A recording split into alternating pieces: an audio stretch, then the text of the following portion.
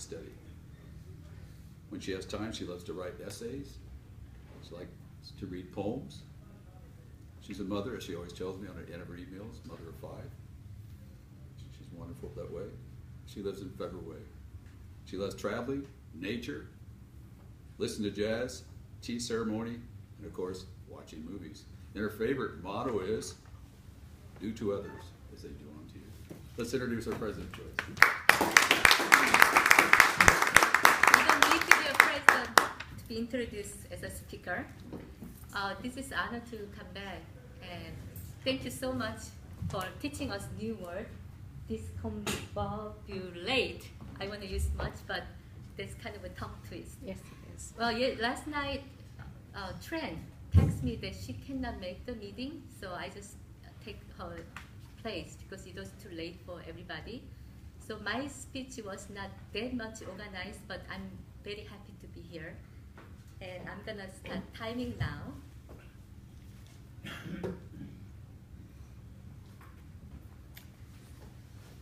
There's a poem I like to share. And I bring something maybe that will make guys discombobulate. And which is this? Bra. That's not mine, so don't imagine I'm wearing this. You don't have to look at that. Look at my face. One of my favorite poems is maybe you heard somewhere. A friend, good friend, is like a good bra. Very hard to find. Supportive, comfortable.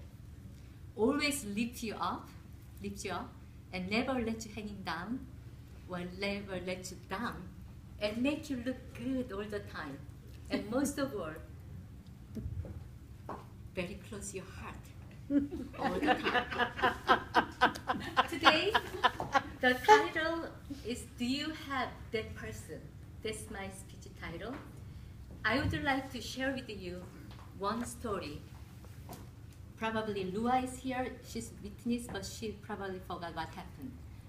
It was back to 2003. I was a social worker at KWA, and I was also translator, interpreter. Sometimes I was called to come to hospital to be interpreter. And one time I met a lady who was stage 3 breast cancer. She became my client. At the same time, I found her at YMCA while I was watching my youngest baby, Jamie, was swimming. She was around 4 years. And I found her sitting across from pool. She was also watching her daughter, who was in my daughter's class.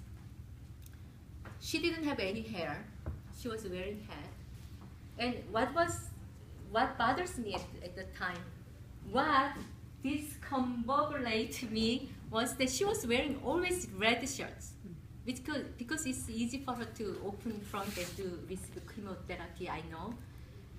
And one day she knew, we became a friend, mutual friend. I sat by her, we just talk about life. And I found out she had 5 kids too. From first marriage 2, second marriage 3. So we have some commonality, and she was younger than me. And she was Christian, and we talk about like mother stuff. And one day she came to my office and said, Joyce, I need money for my treatment, and my sister in Texas sent me a check, and I cannot cash out. I need it right away because out-of-state check, it takes 5 to 7 days to clear. So can you deposit my sister check, my check to your account, and can you cash me? And I said, of course, let's go bank. So we went to bank and cashed out $3,000. She came back in 3 days. I need another $2,500. Can you do it? Luckily, at the time, I have savings. So we went bank again, and I cashed out $2,500. Very next day, I got a mail from KeyBank saying insufficient fund. I didn't know what it means. What does it mean? ISF, big scam. And I went to the bank, what is this? And the check you deposit, those 2 checks, there is no fund at the other party, so you have to pay the fine, bounce the check, also there is no resource. And I called her, and she didn't answer the phone. She avoided me, and there are long story entire months. I was very unhappy. It happened on February 26, 2003. The reason I know the date, it was my first daughter's birthday. And after work, I came home. After dinner, after I clean up, I sat down in living room, and my eyes was well with the tears. I couldn't say anything. How could she do this to me? I'm her helper. I help her. But I couldn't say anything, and my first daughter noticed me. Mom, tell me the truth. I'm old enough to face the truth. Why you are crying? Tell me. And I said, well, somebody borrowed money from me, but I cannot get money back. This is my dilemma. And next day, I went to Lua's office. Lua, you know what? One of our clients just took my money, and she doesn't answer my phone, and she doesn't want to give me money back. She said, well, I don't know why there was no money. I have money. Deposit again. She just lied to me over and over. And then Lua just looked at me. Joyce, you'd better learn a lesson. You don't relate your client with money, period. So I left the office, feel like I'm so stupid. So anyway, I couldn't retrieve money, but this is what I learned. From that bad experience, I retrieved only $900.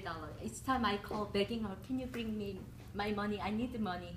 And she came by, give me $100, sometimes $200. So total I collect back $900, that's it. And one time I talked to my mom in Korea and almost crying, and she said, what's wrong? And I said, well, Mom, somebody borrowed money and she's not returning me my money. What should I do? And she asked me, who is she? Oh, my co-worker.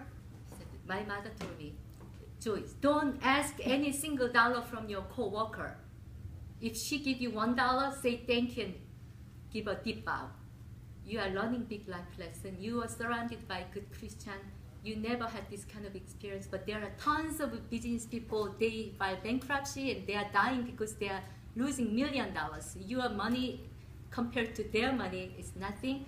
Life is going on. You are not going to tomb with your money. So just consider you donate out of a good heart and forget it. And if you need money, I'll wire some to help you.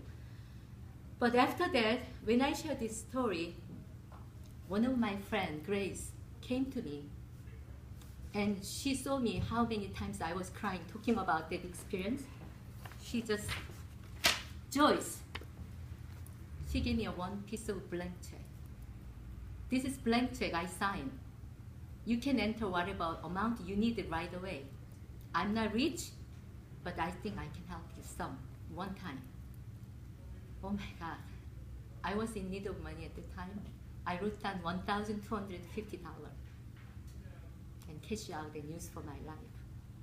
At the time, I learned what does it mean, redemption.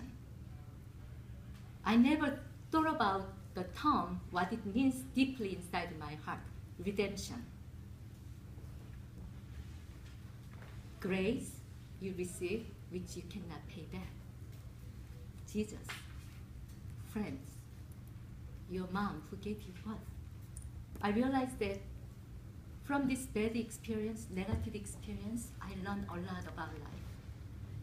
So today, there's a famous spiritual leader in Korea. His name is Ham Seok-hun. And I would like to share this poem as I closing my speech.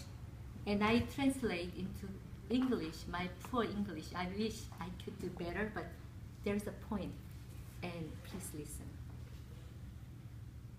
The title is, Do You Have That Person? Before you leave for a long journey, do you have that person to ask to take care of your wife and your children?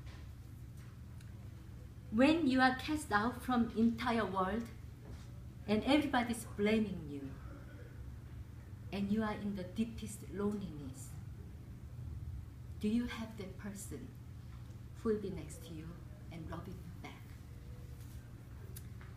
When the boat is sinking down, do you have the person who will give up his life jacket give it to you, say, you live for me. And the exclusion ground, do you have the person who will exclaim for you, shouting, say, let him live, I'll die instead of him.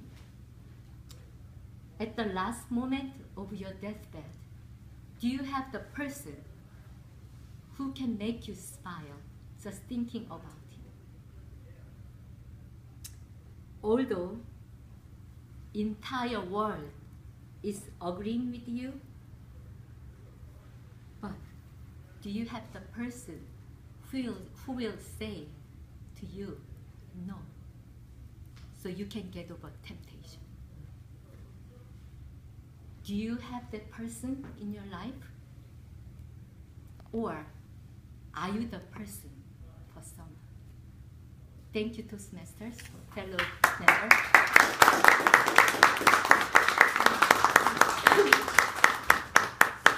Thank you for removing that. Kind of